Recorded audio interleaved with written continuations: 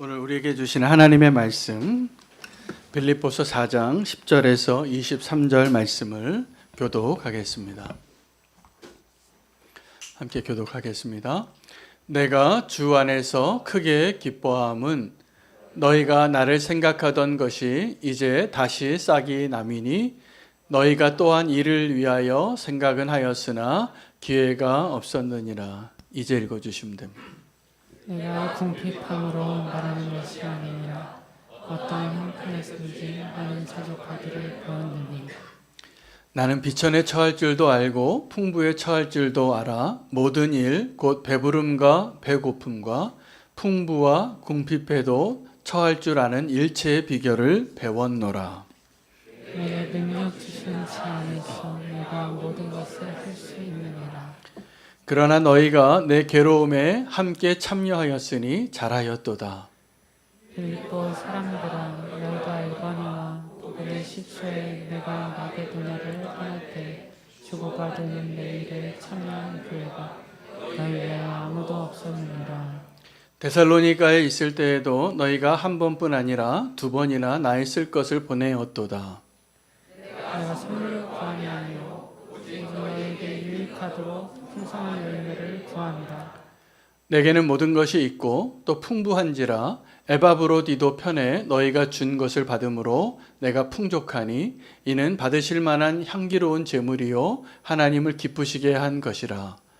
나의 하나님이 그리스도 예수 안에서 경험 가운데 그 풍성한 대로 너희 모든 쓸 것을 채우시리라.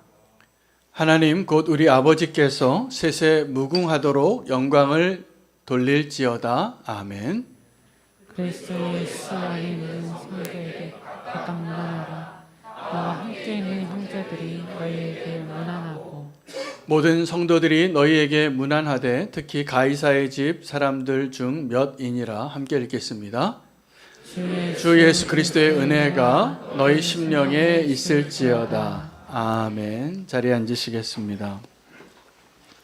오늘 본문은 바울이 빌립보 교회 성도들에게 편지한 그 빌립보서의 마지막 장, 마지막 부분이 되겠습니다. 오늘 바울이 그 마지막 장에 대한 내용 가운데 하나는 이 빌립보 교회 성도들이 바울을 향하여 헌금을 하려는 마음이 있다라는 것을 알게 되었고 그래서 굉장히 기뻐했다는 내용을 담고 있습니다. 그런데 바울에게는 그 빌립보 교회 성도들이 헌금을 하는 것에 대한 기쁨과 더불어서 염려도 있었습니다. 그것이 기쁜 일이고 하나님이 받으시 향기로운 제물이고 그 일을 하기를 원했는데 그 헌금이 나에게 보내지는 것을 알았기 때문에 오해받기를 원치 않았습니다.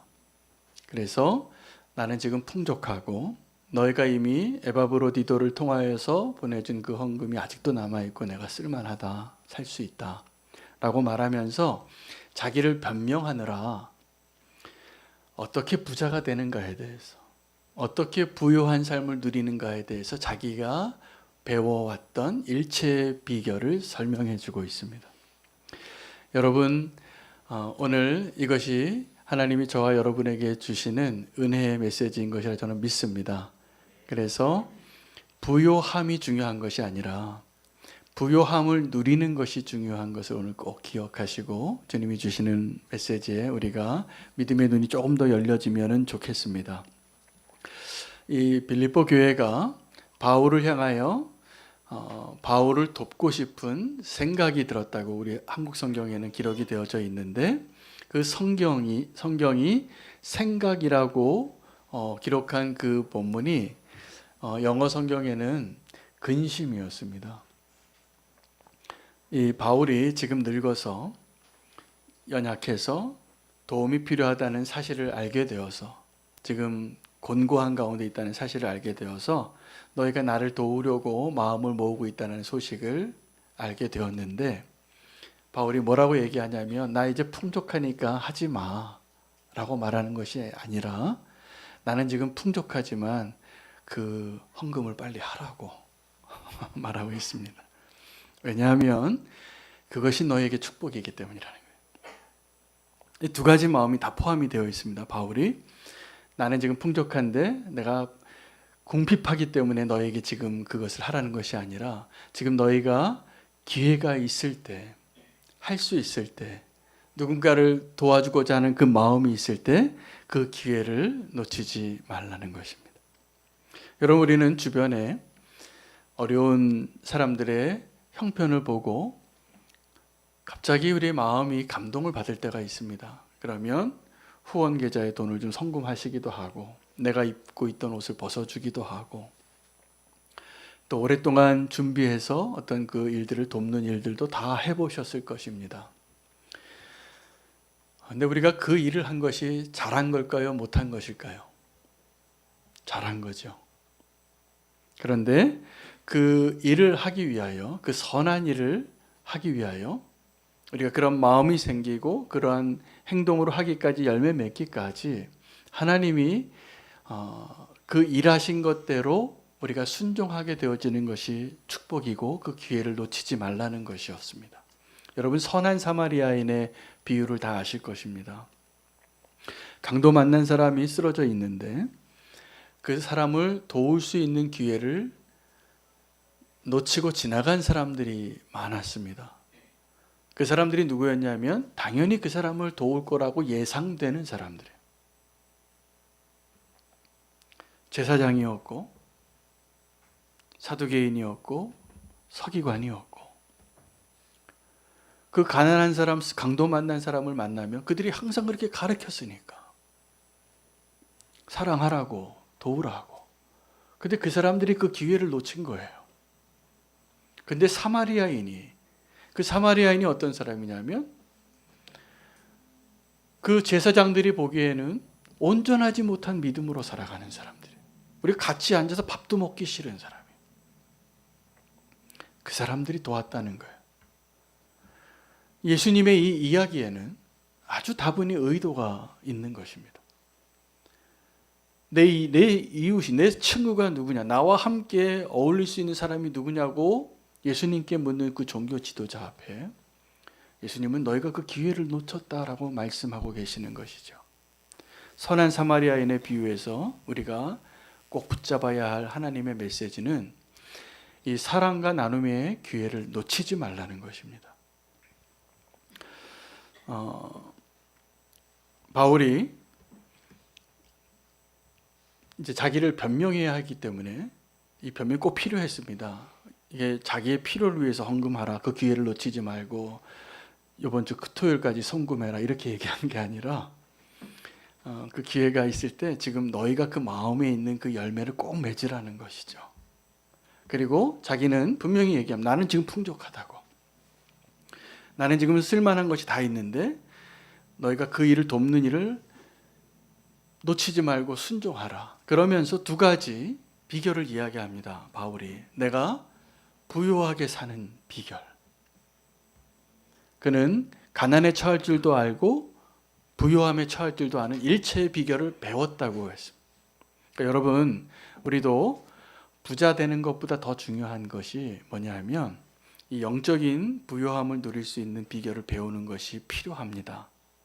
오늘 그것을 꼭 배울 수 있는 오늘 예배 시간 됐으면 좋겠습니다. 꽤 오래전에 광고 카피 가운데 전 국민이 이 말을 한 해 동안 했었습니다. 그래서 그 해 마지막 해에 광고 대상으로 이 광고 카피가 대상을 받았는데 어떤 예쁜 여배우가 아주 상냥한 목소리로 여러분 부자 되세요 라고 말하고 한 해 동안 모든 국민이 만나면 그렇게 얘기했어요. 부자 되시라고.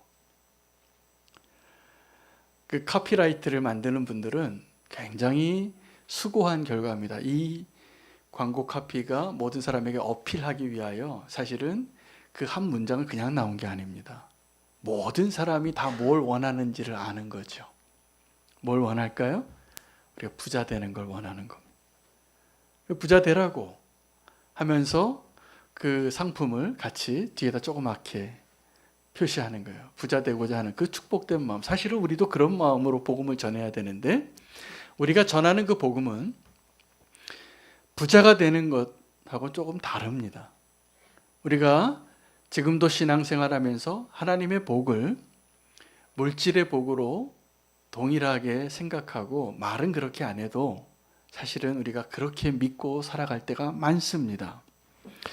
물질적인 복은 하나님이 허락하신 복의 일부분이 될 수는 있지만 전부가 될 수는 없습니다.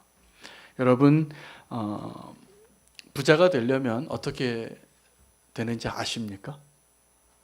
제가 경건서적만 읽는 게 아니라 서점에 가면 지금 이 시대 사람들이 어떤 책을 읽나 그래서 베스트셀러 칸에 꼭 갑니다. 그래서 기회가 있으면 꼭 그 책도 한 권 제가 짚고 옵니다. 그래서 제 서점에 그 책꽂이에는 경건서적도 많지만 그렇게 해서 가져온 책이 보니까 경영서적이 많아요. 그래서 사람들이 뭐에 관심이 많다는 걸 제가 알겠더라고요. 돈 좀 벌기를 원해요. 좀 많이 벌기를 원해서 돈 많이 버는 법 이런 거에 관심이 많더라고요. 아마 이 자리에 계신 분들도 아마 거기에 관심이 없다고 말할 수는 없을 겁니다. 제가 얼마 전에 한 유명한 경영 컨설팅 하는 분이 무슨 회사 큰 회장이신데 유명한 분이신가 봐요. 그분이 돈 10억 버는 법을 설명하더라고요. 제가 말씀드릴까요? 10억 버는 법을 어떻게 설명을 했냐면 그분이 먼저 1억을 벌어야 된답니다. 1억을 벌면 나중에 10억을 버는 게 쉬워진대요. 근데 1억을 벌어보지 못한 사람은 절대로 10억을 못 번대요. 맞는 말이죠. 근데 그 1억을 벌려면 뭘 해야 되냐면 1,000만 원을 모아봐야 된다는 거예요. 1,000만 원을 모아본 사람이 또 1억을 모은대요. 굉장히 합리적이 타당하더라고요. 그러면서 그분이 설명한 이론에 의하면 돈의 중력이 있대요. 돈이 무거워지고 돈이 돈을 번답니다. 그렇습니까? 예, 그분이 그 분야의 전문가니까 아마 그거 좀 틀린 거라고 생각하지 않아요. 맞는 얘기일 거예요. 돈이 돈을 번다는 거죠. 자, 그런데 저는 그 얘기를 하려고 하는 게 아니에요. 이 강단에서. 제가 그분의 논리를 보면서 이게 돈 버는 법하고 믿음을 배우는 거하고 똑같구나. 여러분 믿음을 내가 10억짜리 믿음을 이게 그냥 비교입니다. 크기를 사이즈를 말하기 위해서 10억짜리 믿음을 가지길 원하시면 1억짜리 믿음이 있어야 됩니다. 근데 1억짜리 믿음을 한 번도 소유해 보지 않은 사람은 10억짜리 믿음 이야기하는 거는 그냥 말이에요. 절대로 그렇게 믿음으로 살지 못합니다. 그러면 1억짜리 믿음을 갖기를 원한다면 여러분 믿음 갖기를 원하십니까? 네, 그래서 좀 얘기해 듭니까 더? 네. 1억짜리 믿음을 갖기를 원한다면 1,000만 원짜리 믿음이 필요해요. 근데 1,000만 원짜리 믿음이 없으면 절대로 1억짜리 믿음으로 행동해 보기 어렵다는 거죠. 이게 똑같아요. 하나님께서 그 믿음의 사람들을 믿음으로 세우기 위하여 행하신 일이 뭐냐 하면 자기가 기다림을 통하여서 고난을 통하여서 시험을 통하여서 연단을 통해서 믿음으로 사는 법을 가르쳐 주셨더라고요. 아브라함에게 그렇게 가르쳐 주셨고 이삭에게 그렇게 가르쳐 주셨고 야곱에게도 그렇게 가르쳐 주셨어요. 기다리는 거예요. 그리고 그가 갖고 있는 믿음으로 그 믿음으로 행할 때 하나님 뭐라고 얘기하셨냐 하면 너가 정말 믿음이 있구나. 여러분 우리가 말하는 믿음이 있고 그 말한 대로 행동하는 믿음이 있는데 뭐가 진짜 우리의 믿음을 더 건강하게 하고 크게 하고 믿음으로 살게 하냐 하면 내가 믿음으로 말한 대로 행동해 봤을 때입니다. 근데 그것이 오랜 기다림을 요구해요. 그리고 그것이 내가 믿음으로 살기보다는 다른 차선으로 선택할 것들이 너무 많아요. 그런데 믿음으로 선택하고 믿음으로 살아본 사람들이 더 큰 믿음으로 살게 됩니다. 제가 보니까 믿음으로 사는 사람과 살지 않는 사람의 차이가 뭐냐면 믿음이 있는 사람들은 믿음으로 그렇게 한번 써본 사람 경험이 있어요. 그래서 어떤 환난이 오고 시험 들 일이 오고 내 믿음이 흔들 일이 있을 때 거기서 포기하지 않아요. 거기서 실망하고 주저앉지 않아요. 거기서 돌아가지 않아요. 그런데 거기까지만 가본 사람들이 있어요. 믿음이라는 건 어떤 거냐면요, 여러분, 가보지 않은 길을 가보는 겁니다. 그것이 믿음이에요. 믿음으로 가보지 않은 길을 가본 그 걸음만큼 거기까지 가는 것은 믿음의 힘이 있어서 가는 거예요. 그런데 그 믿음이 없이는 결코 믿음으로 부요한 자가 될 수 없습니다. 그리고 우리가 이렇게 부자 되기를 원하는 이유 중에 하나가 사실은 믿음이 없어서입니다. 솔직하게 말하면. 하나님을 향한 믿음이 없으니까 내가 의지하고 내가 안전하다고 느끼고 내가 두렵지 않을 무언가가 있어야 되는 거죠. 그게 많은 경우에 돈이에요. 근데 지금 이 빌립보 교회가 가난한데 생명과 같은 그 돈을 하나님 나라의 선교를 위해서 헌금하겠다고 생각하고 있다는 것을 알게 된 거예요. 그래서 바울은 저 아주 인간적인 마음으로라면 너희도 가난한데 그냥 너희가 써 라고 말해주고 싶지만 뭐라고 얘기했냐면 격려하면서 믿음을 사용하라고. 그리고 그 믿음을 사용하라고 하는 말이 혹시라도 내가 나의 유익을 위해서 요구한 것처럼 보이는 것을 변명하기 위하여 분명히 말하는 거야. 나 지금 돈이 많다. 난 지금 풍족하다. 그런데 너희가 헌금하기를 원한다. 라고 말하고 있는 것입니다. 여러분, 가난은 무언가가 결핍한 것이 가난인데 가난은 두 가지 종류가 있습니다. 하나는 상대적인 빈곤이 있고요. 또 하나는 절대적인 빈곤이 있습니다. 근데 지금 이 자리에 계신 오늘 예배드리는 모든 우리는 교회 성도님들은 어떠한 가난을, 빈곤함을 더 느끼냐 하면 이 자리에 지금 절대적인 빈곤을 느끼는 분은 제 기준으로는 없습니다. 그러나 상대적으로는 다 지금 가난하다고 생각해. 나 못 살겠다고, 돈이 없어서 못 살겠다고, 너무 힘들다고. 그런데 이게 사실이 아닙니다. 우리는 지금도 상대적인 빈곤감에 빠져서 절망하고 있거나 힘들다고 생각하는데 상대적인 빈곤감과 절대적인 빈곤감 가운데 어떤 것이 더 힘들까요? 절대적인 빈곤감 같지요? 그렇지 않습니다. 제가 선교지를 많이 다녀봤는데 절대적인 빈곤함 가운데 살아가고 있는 분들은 표정이 나보다 행복해요. 거기서 웃고 있어요. 제가 진짜 이 태풍을 맞아서 모든 게 다 날아가고 집도 없고 뭐 옷도 없고 다 날아가는데 그 필리핀 그 겨울마다 태풍이 불거든요. 막 공항이 다 날아갔는데 그 긴급 구호를 하러 갔는데 그분들이 크리스마스 때쯤인데 캐롤을 부르고 있더라고요. 그리고 구호 가는 사람들에게 꽃다발을 건네주더라고요. 그래도 우리 도와주러 왔다고. 우리만 진지하게 막 근심해가지고 어떻게 이분들을 어떻게 도울까. 물건 잔뜩 싸들고 갔는데 보니까 그분들이 훨씬 행복해 보였어요. 정말 어려운 가운데 재난을 만났는데도. 근데 오늘 이 자리에서 살아가고 있는 저와 여러분 가운데 훨씬 어렵게 가난하다고 느끼고 살아가는 분들이 많습니다. 못 살겠다고.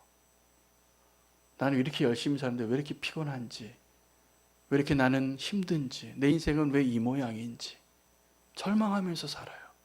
가난하다고 느끼고 살아요. 그러니까 다 부자 되세요. 그러면 다 그렇게 좋아하는 거예요.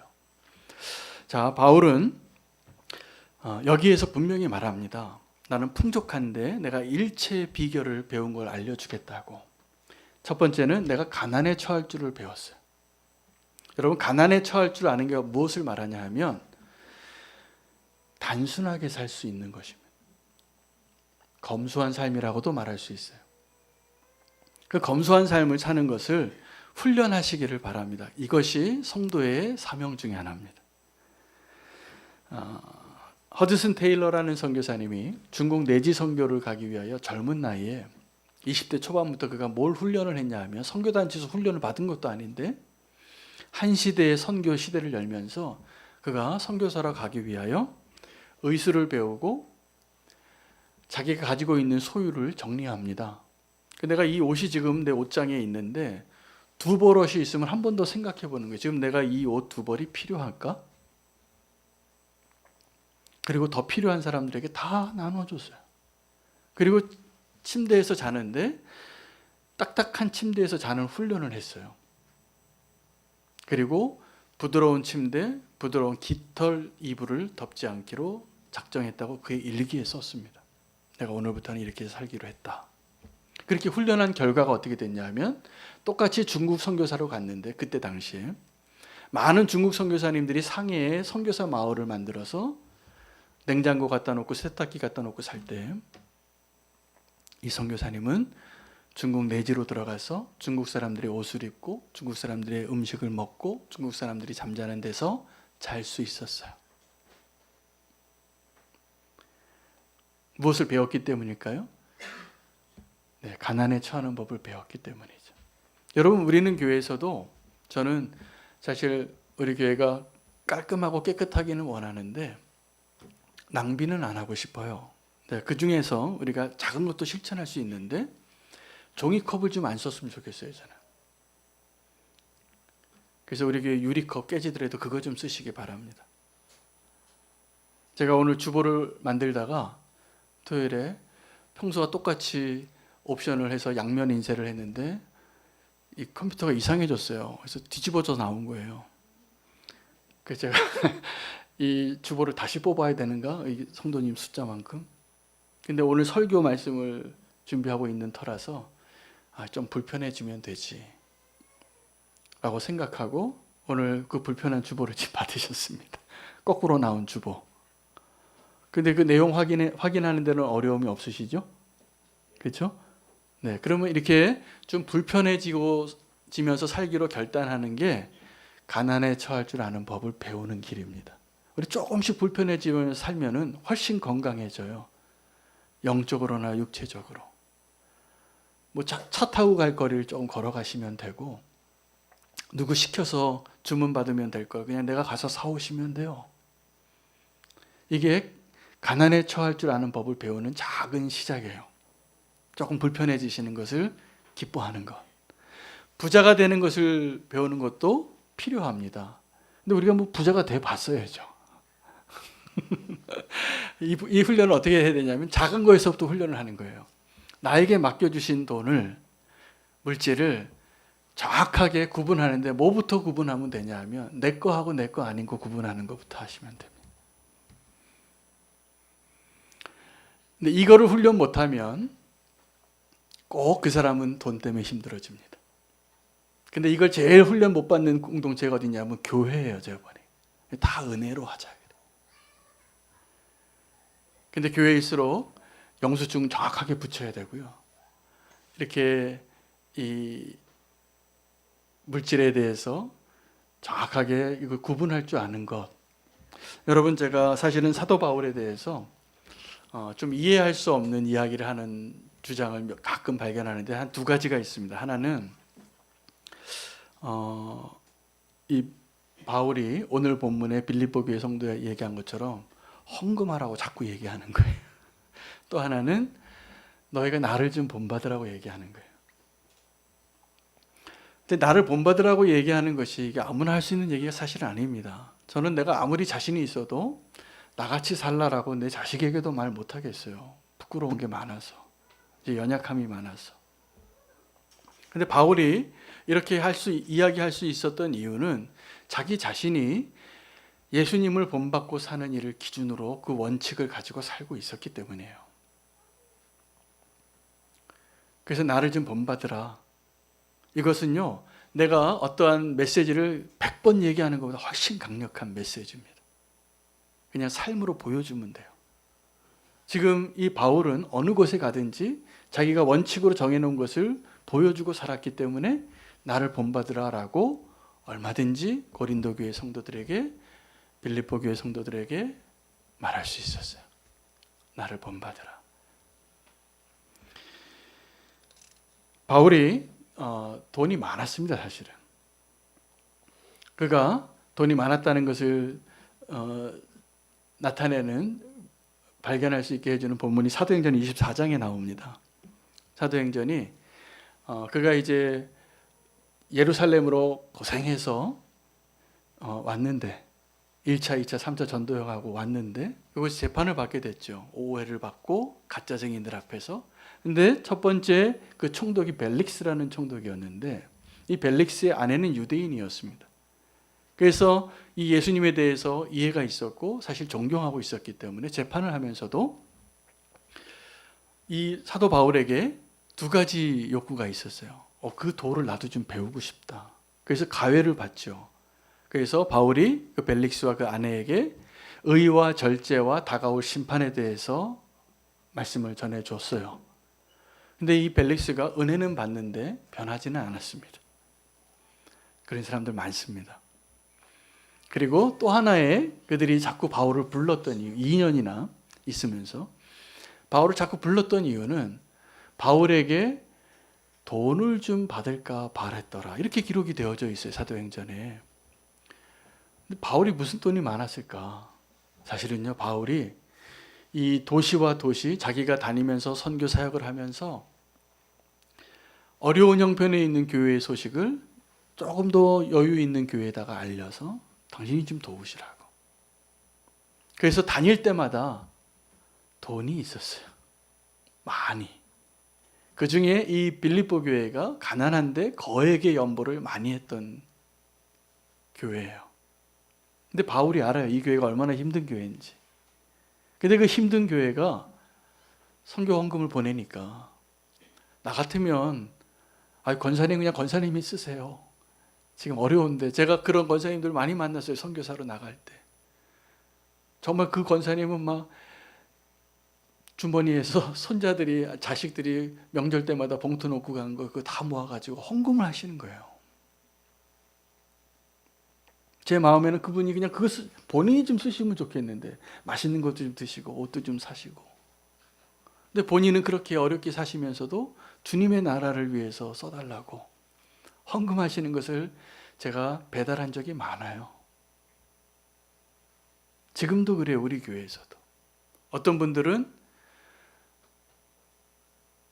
주님의 나라를 위해서 제가 보니까 힘있게 뭔가를 자꾸 흘려보내고 싶어서 자기 이름도 안 알리고 제가 심부름 지금도 많이 합니다. 제가 참 행복한 목사입니다. 선교사님들 오면 우리 교회 예산으로 헌금하는 것보다 그냥 이렇게 개인적으로 마음 감동받아서 건네준 봉투가 훨씬 액수가 커요. 기뻐요. 근데 제가 전달하면서. 왜냐하면 그분의 하늘의 그 통장 계좌가 액수가 올라가는 게 보여요.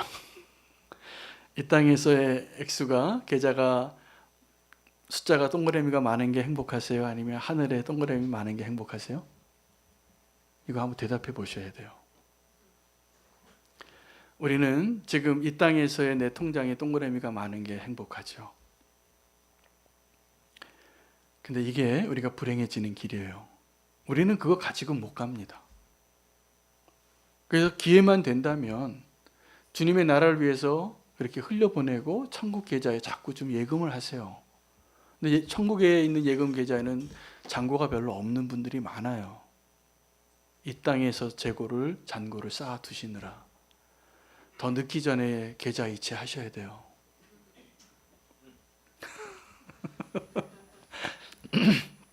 왜냐하면 지금 이게 정확하게 바울이 하고 싶은 얘기예요.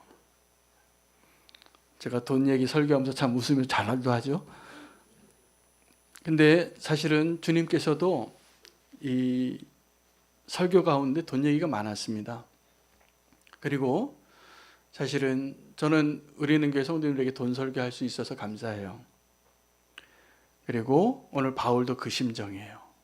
누구에게요? 빌립보 교회 성도들에게. 너희가 지난날 내가 복음의 시초 때부터 나에게 돕고 데살로니가에 있을 때도 2번이나 돕고 데살로니가에 있는 사람들이 아주 대단한 사람들이었어요. 바울의 선교 여행의 그 흔적을 보면 끝까지 쫓아와서 죽이려고 박해하던 사람들이에요. 그러니까 그 어려움의 소식을 듣고 누가 반응합니까? 빌립보 교회 성도들이 반응한 거예요. 죽게 생겼으니까 돕기 위해서.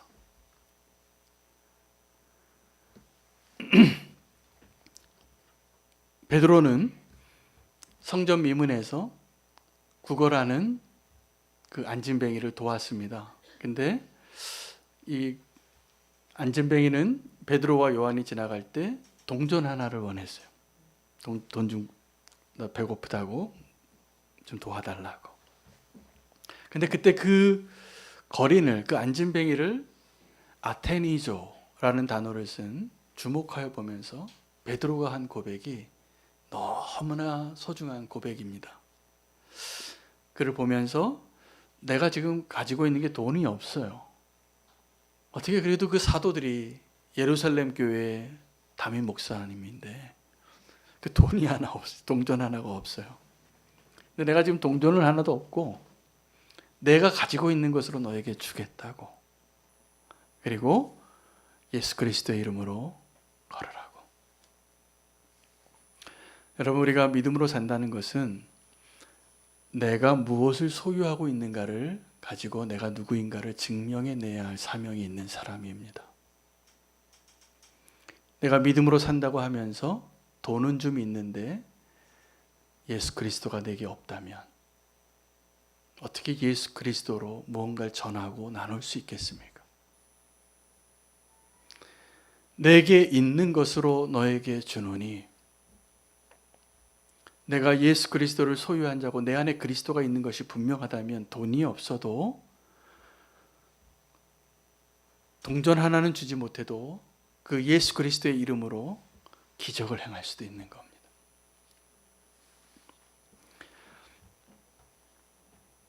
마더 테레사가 인도에서 가장 가난한 사람들과 살면서 그녀의 삶이 너무나 아름답고 존경받을 만하기 때문에 나중에 유명해졌죠. 그래서 그 영향력이 커져서 많은 사람들이 그 캘커타에 와서 나도 좀 한번 그 일들을 섬기고 싶다 해서 굉장히 많은 자원봉사자가 오고 굉장히 많은 후원금이 오기 시작했습니다. 미국에서 그 마더 테레사를 불렀어요. 마더 테레사는 간 거죠. 그 후원 모금하러 상도 준다고 하니까. 근데 떠나면서 마더 테레사가 기자회견할 때 뭐라고 얘기했냐면 너무 안타까운 모습으로, 불쌍한 모습으로, 표정으로 내가 살아오면서 이렇게 가난한 날을 처음 봤습니다 라고 말하고 갔어요.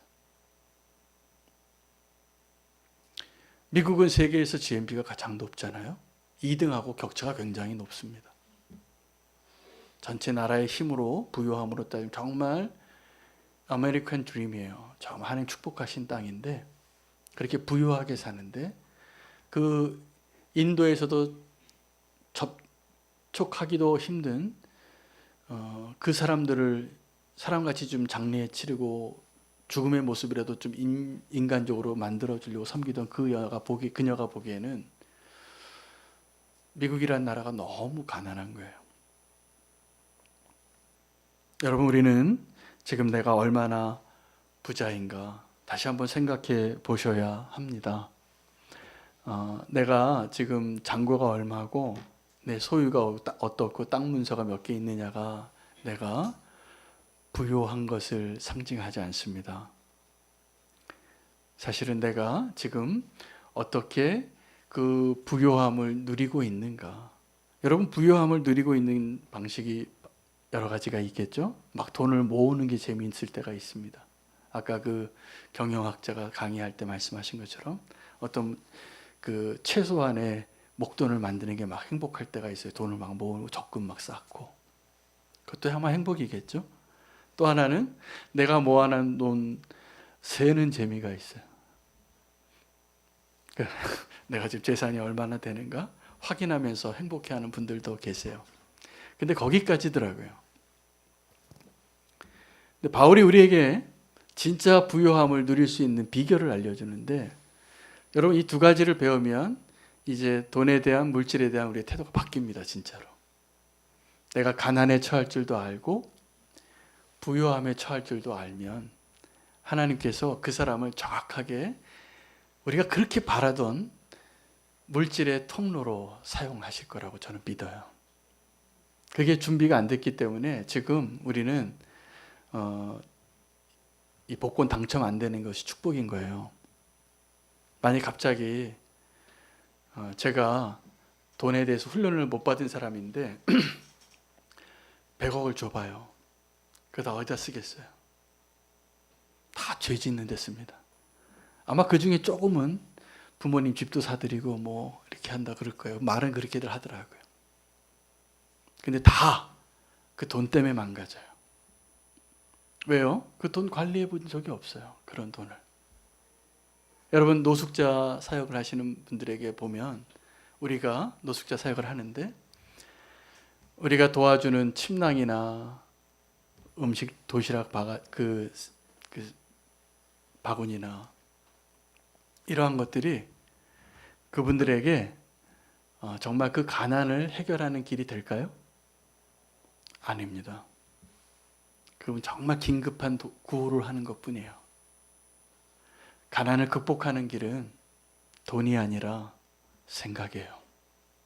그리고 그 생각이 바뀌어야 우리의 삶이 바뀌고 오늘 바울은 그 얘기를 하는 거예요. 내가 그 생각을 훈련하는 일을 다 나는 그 법을 터득했다고. 저는 분명히 바울이 그렇게 터득한 사람이기 때문에 정말로 물질에 대해서 자유하기 때문에 빌립보 교회 성도들에게 헌금하라고 말할 수 있는 사람이 됐다라고 믿습니다. 정말 그렇게 훈련된 사람이기 때문에. 거기에 내 욕심이 있고 내 것과 막 섞이고 이런 목사님들이 많았어요. 어떤 처음에 우리나라의 구제사역이 전쟁 후에 시작이 되어질 때 미국에서 후원금을 막 보내는데 돈이 딴 데 가는 거예요. 왜요? 말씀은 공부를 많이 하셨는데 이 돈을 훈련을 안 받으신 거죠. 근데 그 돈을 훈련 받는 게 어떻게 되냐면 지금도 우리가 믿음 사용하는 거랑 똑같아요. 여러분 믿음을 키우는 것하고 이 돈에 대해서 훈련하는 것하고 절대로 다른 이야기가 아닙니다. 똑같은 얘기입니다. 우리는 교회 성도님들이 정말 저는 믿음의 그릇이 커지기를 바랍니다. 할렐루야. 그래서 바울이 그렇게 이 빌립보 교회 성도들에게 사랑하니까, 신뢰하니까, 그리고 훈련된 사람들이니까 그렇게 이야기할 수 있었던 것을 발견합니다. 여러분 우리가 주님 앞에 서게 될 때 남는 것이 무엇일까요? 남는 것이요, 내가 주를 위해서 일하고 헌신하고 그 기회를 놓치지 않은 것밖에 없을 겁니다. 사람들이 막 이렇게 돈 잃어버리면 막 생명을 잃어버리는 것 같이 바둥바둥 떠는데요, 그런 분들이 돈이 없어지더라고요. 그런 분들이 건강도 없어지더라고요. 그런 분들이 사랑하는 사람도 막 떠나더라고요. 우리가 믿음으로 살게 될 때 내가 붙잡아야 할 것과 또 붙잡지 말아야 할 것이 분명해질 것이라 믿습니다. 오늘 부요함을 누리는 삶은 내가 소유하는 것이 아니라 하나님 앞에 믿음을 사용하는 것임을 다시 한번 확인하고 결단하며 나아가시기를 축복합니다. 오늘 돈 설교하는데 이렇게 웃으면서 얘기해서 죄송합니다. 돈으로 잘 관리해서 하나님 앞에 믿음으로 인정받는 믿음의 사람 되시기를 축복하면서 우리 결단하겠습니다. 나의 모습, 나의 소유 주님 앞에 모두 드리기를 원하며 결단하겠습니다.